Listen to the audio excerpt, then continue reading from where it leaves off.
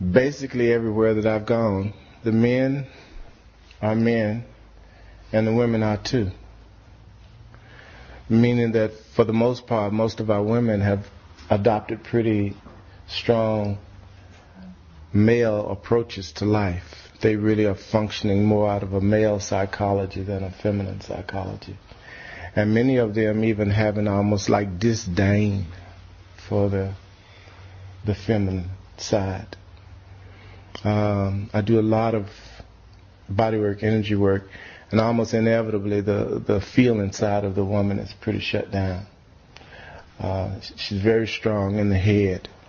Many of the women just carry a total huge roll of tension right up under the ridge of the skull in order to maintain keeping their energy in their head all the time and never really allowing it to drop back down into their bodies.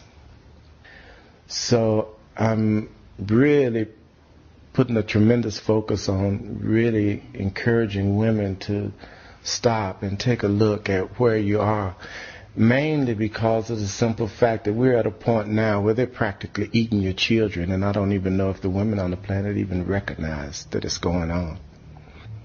When they start taking your children and against your will pumping them full of drugs in school just because they're children, then the planet has become pretty insane. And this is going on all over the world now. It's not just happening in here, it's happening in America. In fact, it's gotten to the point that you've been asleep at the wheel for so long until now you could be prosecuted if you don't let them do what they want to do with your children. And I say this could only happen because the woman has completely lost her voice on the planet. Even when I'm doing private sessions with women, it's a real challenge to get them to hear their own voice. They'll talk up a blue streak for something else or somebody else.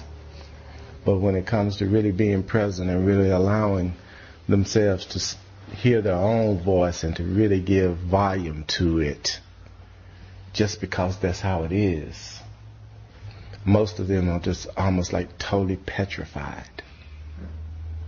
So in the same token, I'm also challenging the men that I come in contact with to stand up and to represent maleness in a totally different form too as well, in that the men really need to become educated enough to really support women in really going on and digging in there deep and coming on up and bringing forth all that they brought to the planet,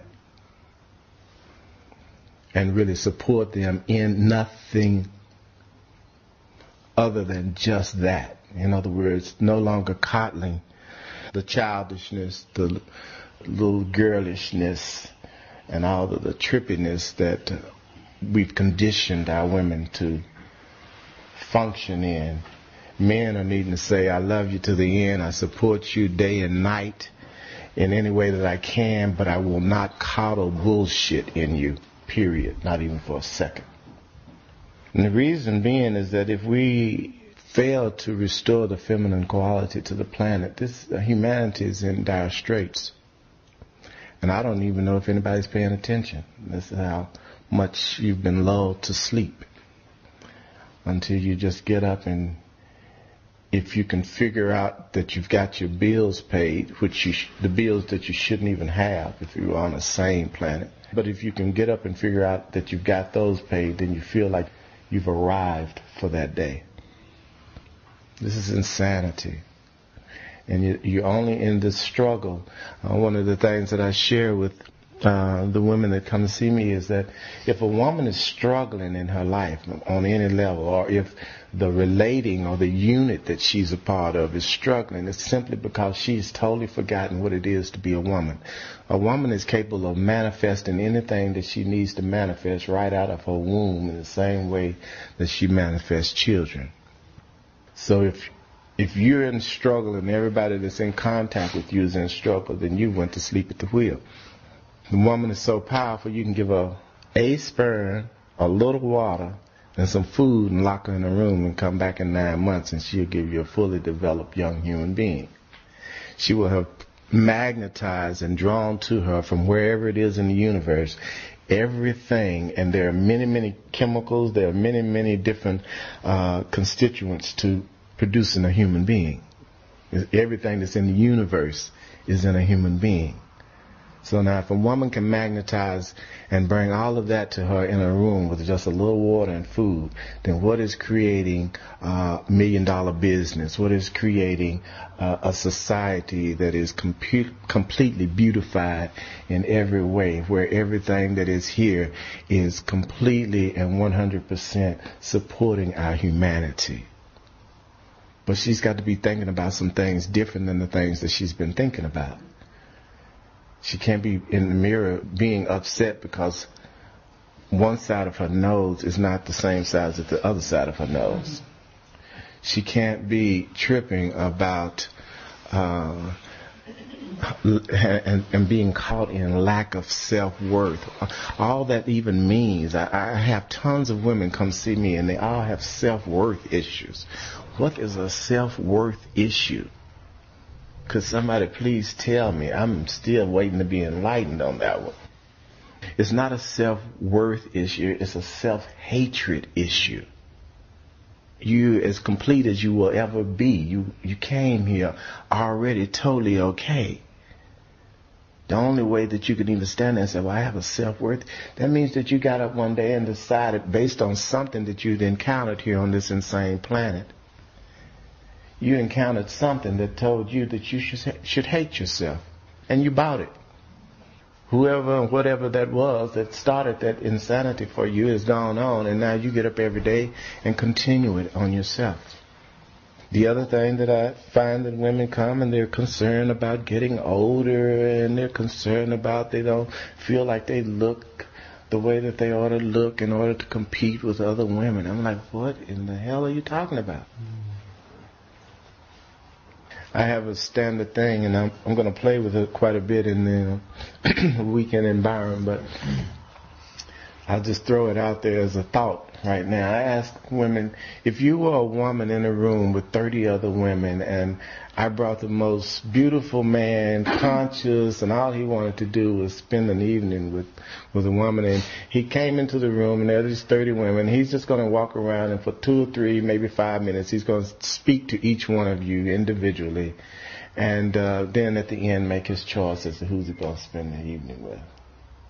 What would you say during your 5 minutes that would make him choose you above the other 29 in the room? Yeah, you want not find him attractive. Why would you want to? Say that. Convince him of anything? I didn't say convince him of anything. I said, what would you say that would make him want to choose you? Not that you even cared. Not that you even cared whether he chose you or not. Why would you bother me? Say that again? Why would you bother me?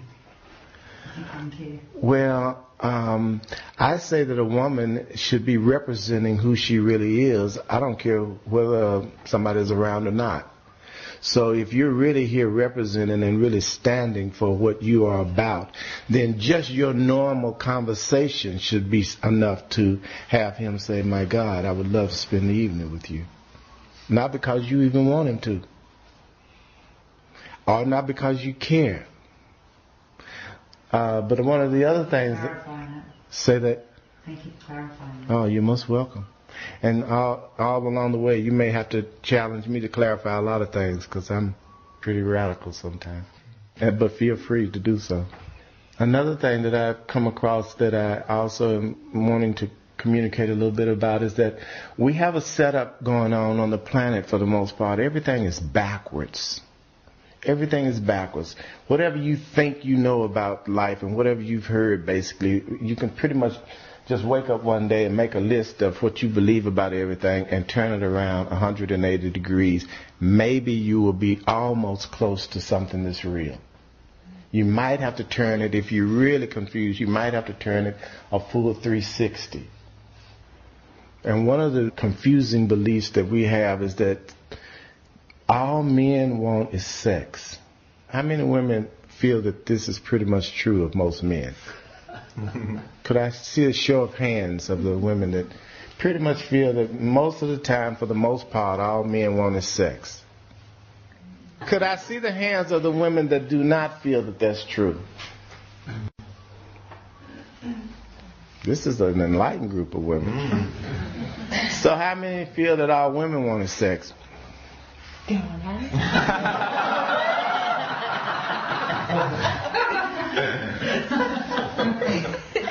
How many feel that sex is more of a woman's thing than a man's thing?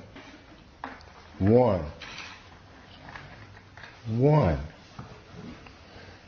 Sex is totally a woman's thing.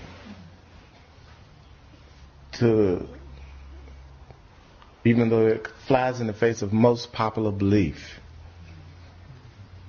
And why do I say that sex is a woman's thing? Because the woman is the one that if you take her and really bring her along in her energy the way that she's capable of going, she'll take about an hour to reach a peak and then ride that peak and stay in orgasmicness for 3 or 4 hours. How many men you know can do that?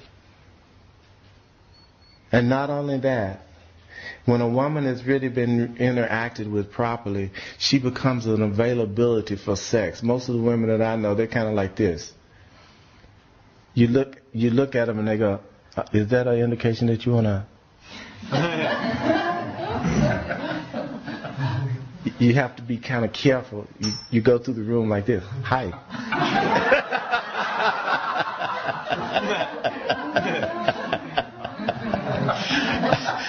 Or you come in starting at the door before you get in the room and say, whoa, I've really got a busy day today. You start establishing that there's a lot going on before you get in the room so that it's kind of known that you got to kind of keep moving. Now, is this a bad thing? No.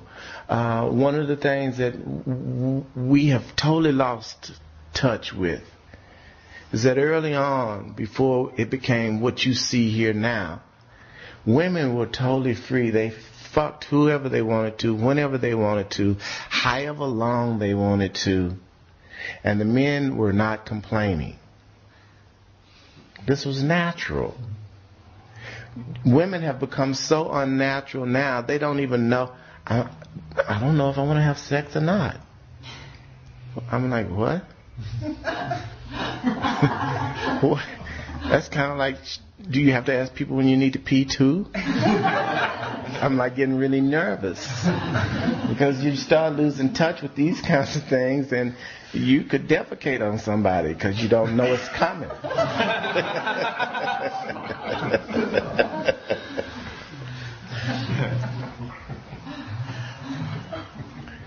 But basically, the women were totally free, is what I'm saying to you. And the planet was much more sane than it is now. If you suppress a woman, you suppress her passion, you make her totally unnatural, she becomes very jealous, very vindictive, very manipulative, very controlling, and rightfully so. Because she's not free. She's not allowed to be who she is according to her own likings, her own desires, her own intimations, her own motivations, and in order to follow her spirit so that she can be and do whatever she needs to be and do on this planet in order to know herself in her fullness. Men also need this freedom. But in the very nature of things, if the woman doesn't have this freedom, the society as a whole suffers because she also is going to give birth to the young men. And if she's angry and pissed off and jealous and vengeful because she doesn't feel like she has a freedom to be exactly who she is without needing to get permission from somebody, then I guarantee you one thing, the sons that grow up under her hand are not going to be fully developed.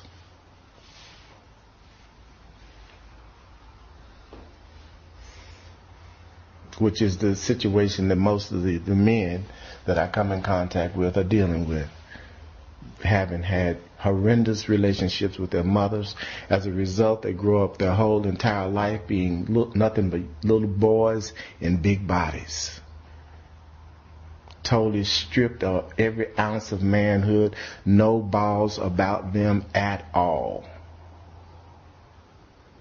So how did it get like this?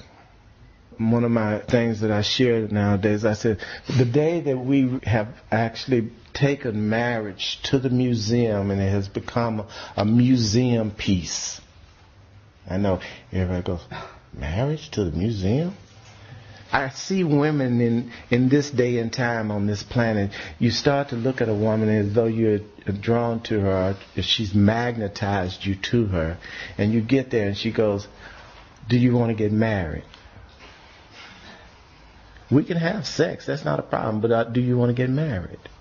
Because you're going to have to marry me, and then we can start whatever you would like to start. This would be like equivalent to me going to a huge penitentiary and walking up to the guard outside and saying, he's trying to speak to me, and I'm saying, not unless you let me in the prison. See, marriage was not brought to this planet because of love in any way, shape, form, or fashion. This is where you women completely went to sleep at the wheel. You have equated love and marriage as being synonymous.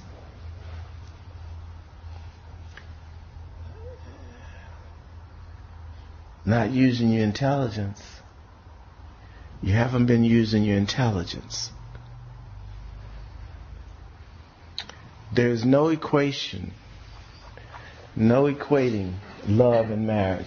Marriage came to this planet because of private property.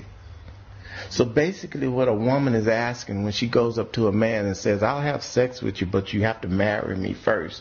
She's saying, you will have to make me your private property. But what in a woman makes her get up in the morning and decide she wants to be somebody's private property? Could somebody help me with that one? Anybody? I'm open. Insecurity? Maybe? Mostly.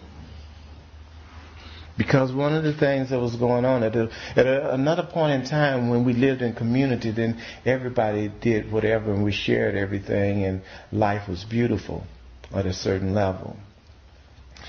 When private property came in and then the men started to have private property, then they also wanted to make sure that if they died, because of the way the controlling mind functions, it wants to know what its private property is doing when it's in its grave. So it says, okay, if I want to have private property go on after I'm gone, I need to have somebody to leave it with that I want to have it. So then you need offspring. You need children that you know are your blood. So woman was talked into giving up her freedom to just be who she was, and talked into a thing where the men say, I will give you security. I will build some little box somewhere of some nature, put you in it, make sure you're protected, make sure you have whatever you want in this box if you will stop having sex whenever you want to. Because I need to know that whatever children that you have are my children so that I'll know that my children get my land when I leave the earth. This is insane. But women went for it and said, let me think about that for a second. My own little private box.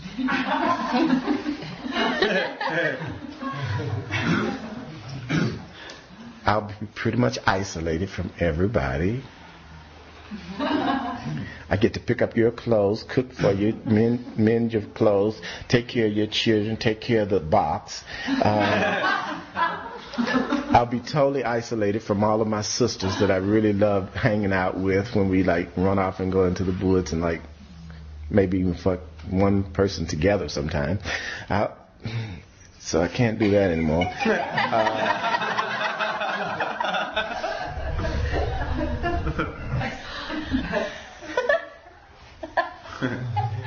I can haul your children around. I can manage your money. I can run errands for you. And you'll give me an allowance. Sisters are all Moses. Sisters are all Moses. Moses is them before that was offered to them, and why did they want to change it? The women didn't want to. It was the men that wanted to.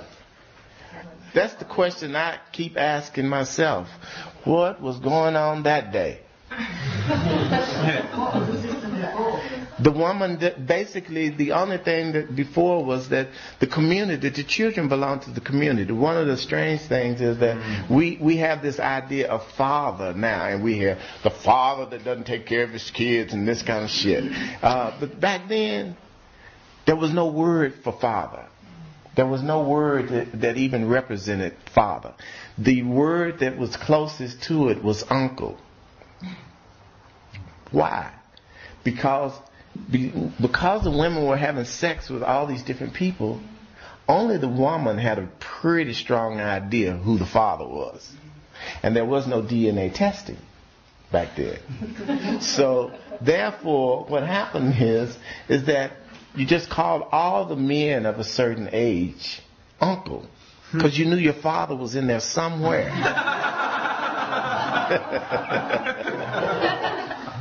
So they didn't even have a word. They didn't even have a word for father. That came along much later. You had mother and something that was equivalent to uncle. The man was not as significant in everybody's mind then as he is now. Now it's like, it looks like everything hinges on him. But it's all because everything got twisted. And the woman gave up her freedom. But the other interesting thing is as soon as the woman said, you know, I think I'll go for that. At least we'll try it out for a while. He said, cool, good. Now my thing of who's going to get my land when I die is pretty fucking secure. She's agreed. I just need to build this little box and get her in it and keep the windows kind of small so she doesn't see too much of what goes out in the outer world. And then he went out and immediately started prostitution. Because see, he agreed that he also would not have any other partners. That was part of how he tricked her into agreeing. But then he went out immediately, and instituted prostitution. Why? He got bored. Yes, you're exactly right. Because intelligence needs variety. The moment that you are an individual that comes into this planet and you know one woman, one job, one house, one city, it's even worse. You're an idiot. You're a stone idiot. I don't want to have anything to do with you. So now the woman is like isolated. So what happens to her over time? See, woman is just not coming out of the house, so to speak. For many, many, many years, she was just totally, basically idiot. I used to see these movies where they would depict, especially in America, they depict the women, and she'd be like out in a car. They had this movie once where the woman let her drive a car, and she's like out in the car, and the car starts doing something, and she's like gets nervous, and it bags up over stuff, and then she goes forward over stuff. It's like she just had no clue of what to do with the thing, and then she just jumps out of it with it running. Meaning she really was not in touch with the world and anything in it. Anytime someone takes you and isolates you somewhere and you don't really are not really allowed to educate yourself and understand how to do things for yourself, women are not stupid. They just don't have exposure. See, even the simple fact that I come into different countries, and it's the same in every country. We've got 50%, most instances maybe 60% women and 40% men, and every office is held by a man. I don't get it. If this was a sane society, if there's an office, in order for it to be balanced and sane, there'd be a male and there'd be a female sitting right beside him and keep his ass in check. But the women said, no, Just give me the security in the box. I don't really even care what else happens. It's like, huh? So now they're making rules and regulations out in the world that are governing you and your children, and you actually have absolutely no say because you went to sleep at the wheel somewhere for security. But the security that you even went to sleep for is not even real security. Because these men tend to get up after a certain point and leave you and go somewhere and find somebody younger at just the point when you need the security the most. So I'm saying that we've got to wake up here. This is childishness. This is insanity running amok. There's never ever, in order for two human beings to relate, there's never ever any need for anything other than deep friendliness and honesty. You do not need to possess or to control another human being to relate. The moment that you do any of those things, in the moment that you close your hand around another human being, you have killed that human being anyway. You do not have anything but the package they came in. The human being, the spirit, is already left.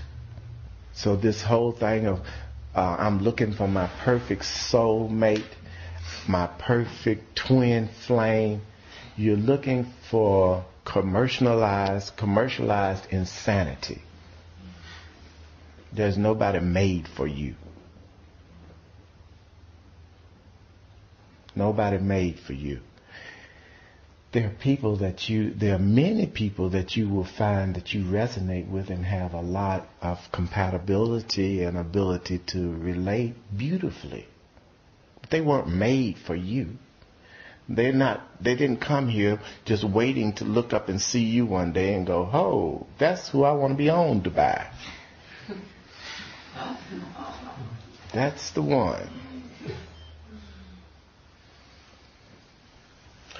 You need your freedom.